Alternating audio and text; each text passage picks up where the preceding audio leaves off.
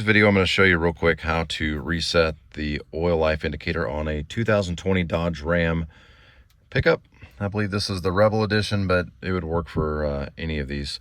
The first thing you're going to do is you're not going to want to start the engine, so don't press on the brake. You're going to press this twice and get to the run position. Now, if you're using a key, it would just go to the run position. Don't start the vehicle.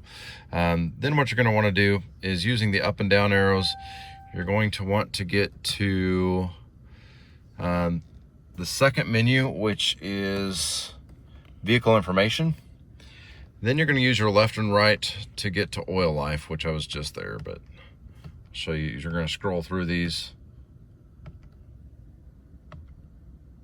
And oil life.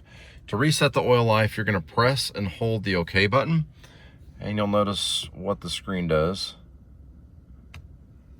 In just a second, it reset to 100%. That's all it takes. Quick and easy.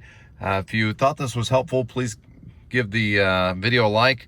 If you would like to see us make more videos just like this, subscribe. Helps us make more videos. We appreciate your time, and let us know in the comments if you have any questions. Thanks. Bye-bye.